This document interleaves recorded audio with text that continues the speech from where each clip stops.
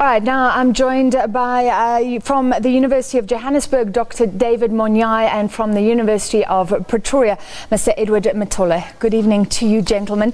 Let's start with you. I mean, this is the day after confirmation, 6 people killed. What does this mean for the new dawn in Zimbabwe? Let's start it there. This is a sad situation, a dark chapter on these elections. It was unexpected, unnecessary loss of lives, and we have to ensure that those who caused this are held accountable, both government and the opposition. But nonetheless, it will not stop the process and the continuous gradual democratization of Zimbabwe with the final release of results, which is part of the problem. I think there has been a delay, unnecessary delay, and you can see the hiccups, whether it's resources or anything. It's something that the observers, as we stand, we have 43 different sets of observers who are there, and we're waiting anxiously for them to release their reports. Some have done so, and are waiting for others, and really follow up in terms of what happened, what went wrong, and what should be avoided in future. Well, Mr. Matole, we're talking here about the democratization of Zimbabwe.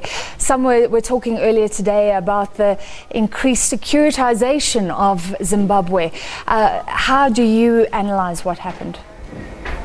The securitization of the country is in tandem with the global trends, because Zimbabwe is not operating in an empty space. It is operating within the international community, within the international governance system. So it's a very sad chapter, especially looking at the background of loss of life, which is unnecessary, as Prof has just said. Nelson Chamisa comes across as a very combative young man, very full of confidence, brimming with the exuberance of youth.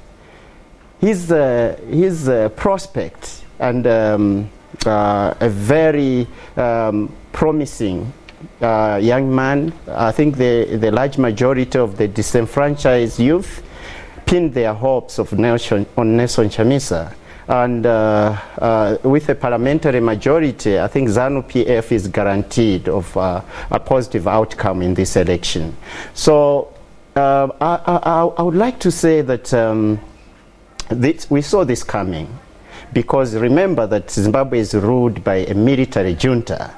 And I think Nelson Chamisa was naive. I think his confidence and his arrogance borders on naivety. He's naive because he does not understand that the military junta is the one that put Mnangagwa there. And it is very highly unlikely that a military junta would allow someone coming outside of the ZANU-PF machinery to make it into government. The chances are very slim. So I can say with confidence that this is déjà vu for the body politic. This is very interesting, Dr. Monyai, because earlier, after the coup, the soft coup, we saw scenes of civilians hugging army officials, and it seemed like something had changed. Was that just optics, and fundamentally nothing had changed? Indeed, these were optics.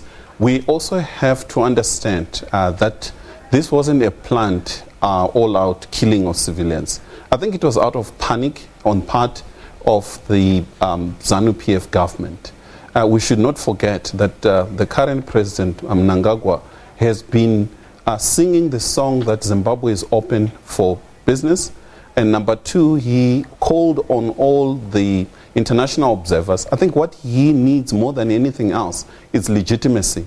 And unfortunately, with support base, which is very limited within urban areas, which is mainly MDC, I think the military all panicked to a level of unnecessary opening live ammunition.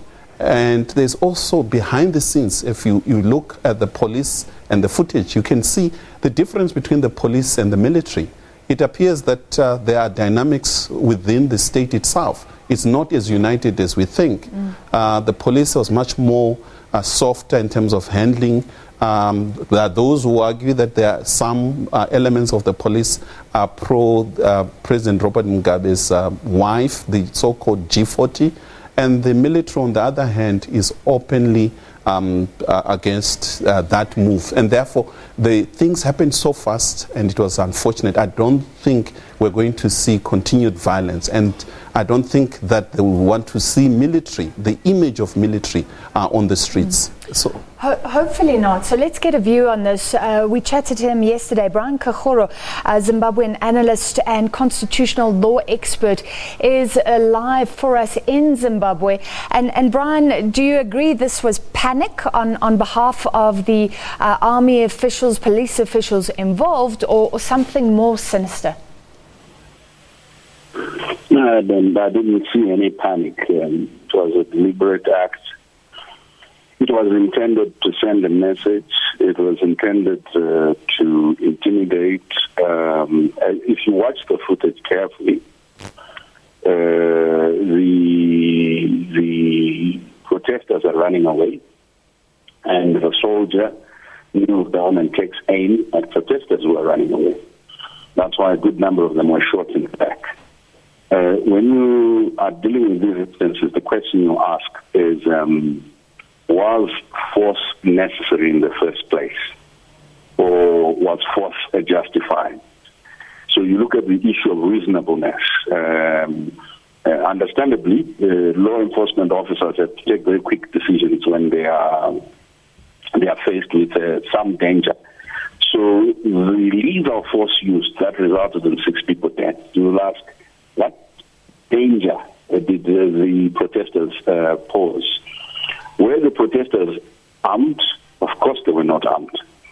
Were the protesters positioned in a manner where they were posing a danger that couldn't be? Let me stop you there, because I'd like to read out what police said today.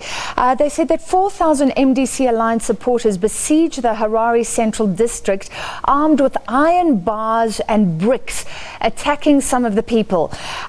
Do you believe that's retrospective justification, or does that mean we need to probe more what happened yesterday? If you're going to lie, at least the lies must be sustained by facts. If the protesters, as many, the number that you saw, had beaten ordinary members with iron bars, the hospitals in Harare would be full of injured people who would testify that they were beaten by protesters. And we don't have such testimonies. So either this is a figment of the imagination of those who are making this allegation, or it's just totally untrue. So, in a sense, the issue is you don't want. I think that it would be more honorable for the state to accept that unreasonable force was used, and to accept that they have the means. This is not the first riot that Zimbabwe has had.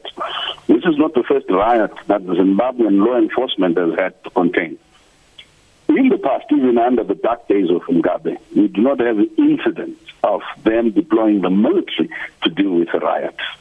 There is riot police in Zimbabwe, and the riot police is always able, whether it's riots by University of Zimbabwe students or riots by other entities, they've ably contained them. And mind you, the so-called MDC protesters, they had a much bigger protest a couple of weeks ago against the ZEC, and we did not hear of the sort of vandalism meriting the use of lethal force. The crowd yesterday was much smaller. It seems to me that the force used was disproportionate.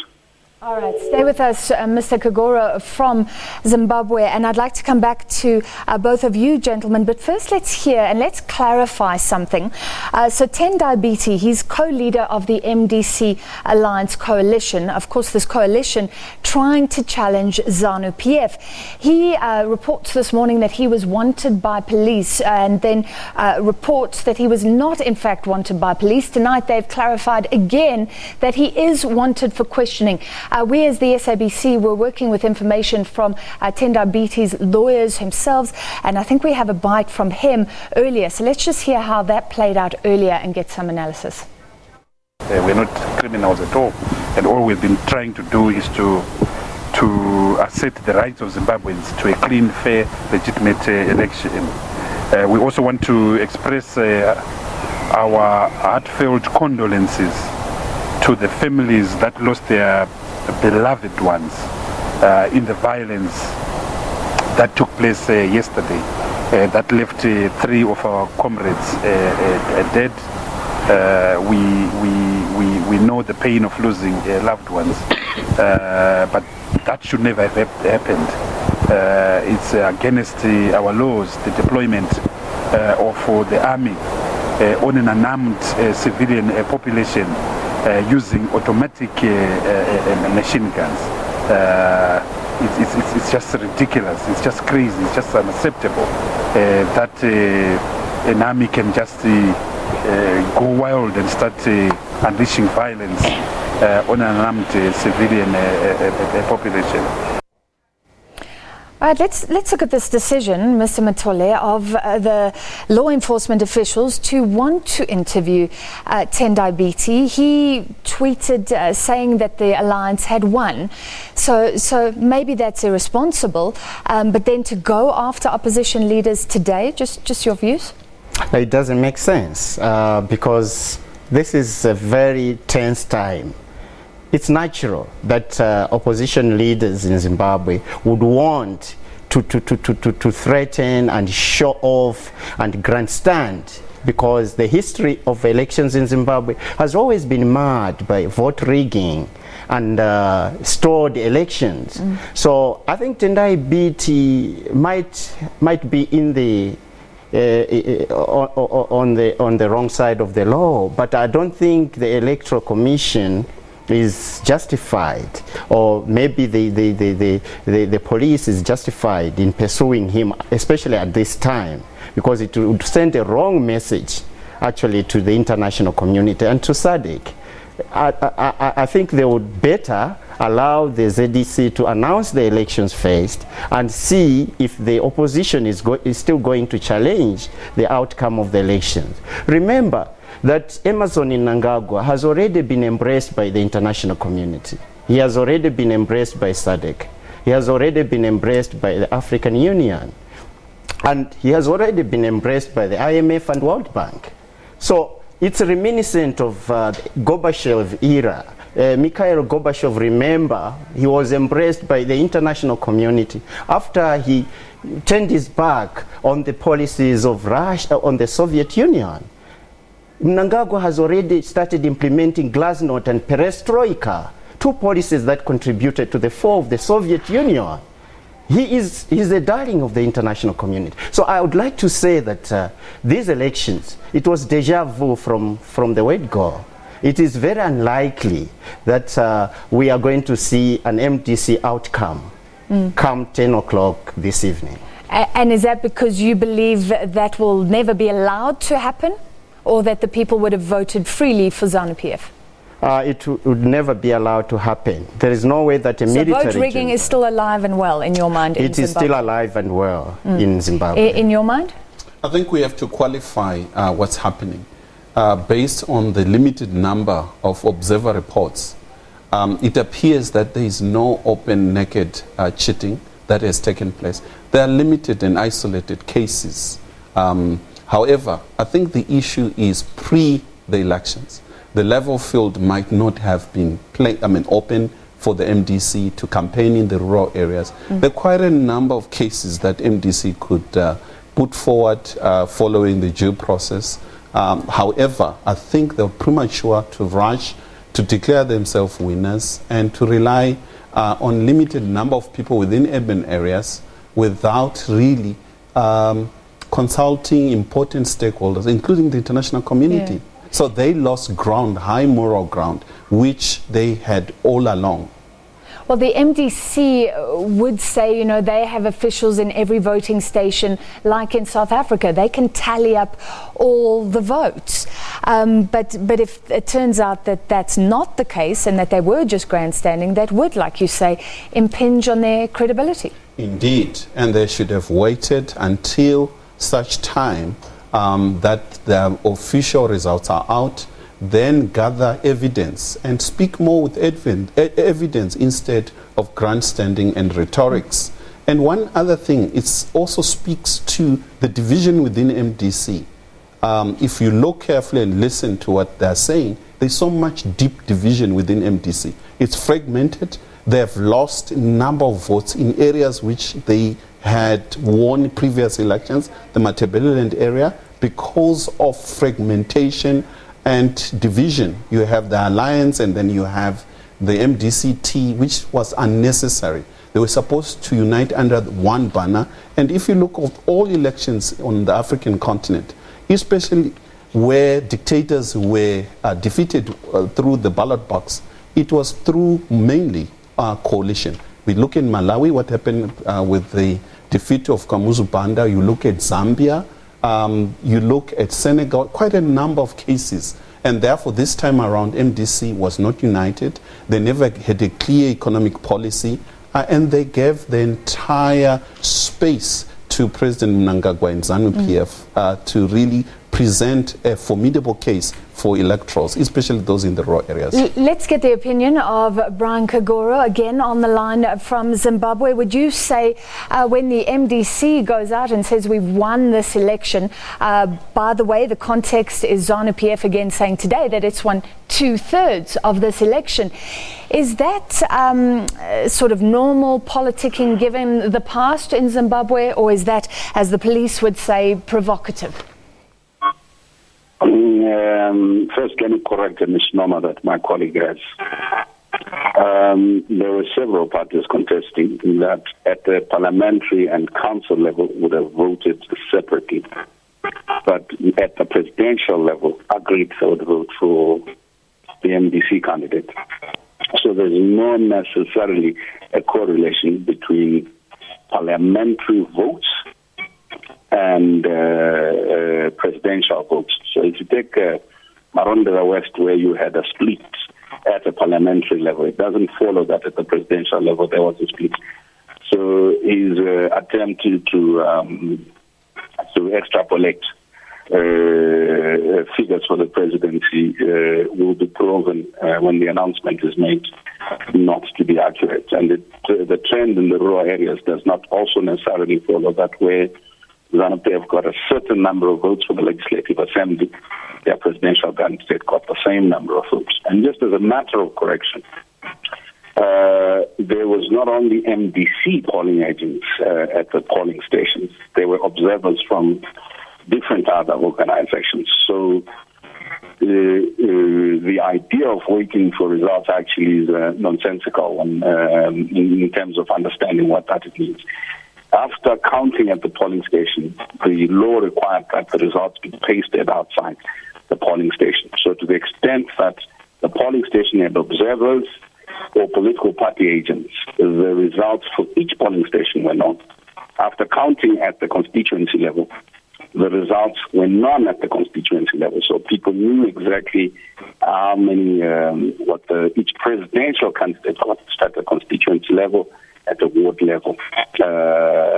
What therefore becomes the process of collation is taking all the information that's coming from the constituencies, that's coming from elsewhere, because these forms are official REC forms. They are equivalent to, so at the constituency level, by the end of counting, which is on the first day, people knew exactly who their member of parliament was and what votes they had received. The process of officially announcing it is akin to any other place in the world, where you wait for the formal body to confirm what you already know, because the results have been issued at the polling station. The myth that the rural voter necessarily voted on the platform of policy is one that perhaps we can interrogate for a very long time. The reports that my colleague refers to from the Europeans and from other observer missions suggest what they call soft intimidation. Mr. Kagoro, thank you. I'm going to stop you there, because this is fascinating, problematic if both parties are saying they've won. But I want to give Mr. Matole a quick chance to respond to that factual area. And I think there are disagreements emerging here. You think the polls may have been more credible. you not, and that's normal. But a quick response to that fact. Results from polling stations are usually collated, verified at the polling station, and published right there at the polling station before they are transferred to the center. That's why the MDC is claiming that they already know that their candidate won, because presidential results are known from their agents that they have at each polling station. Those ones transfer or transmit the results to the head office, to the MDC head office. So they should know by now if Nelson Chamisa actually won, because those results are collated from the polling centers. So if the ZDC claims that it should take much longer for them to verify, verification I think shouldn't take more than 3 days, because I think those results are already published. We know the breakdown from each polling center, from each polling station to the ZDC. Okay, so like I say, this is going to be a problem later. ZANU-PF saying it's won 2/3, working with the same information. The MDC saying it's won, but we will follow that live announcement at 10 o'clock tonight. Thank you for your analysis prior to that. And we'll continue to talk Zimbabwe. Very stressful, very tense in Harare. Police confirming that there will be security in place, especially around that announcement time. I was in conversation with Dr. David Monyai from the University of Johannesburg, Mr. Edward Mitole, University of Pretoria, and on the line for us, Brian Kagoro from Zimbabwe, an analyst there and constitutional law expert as well.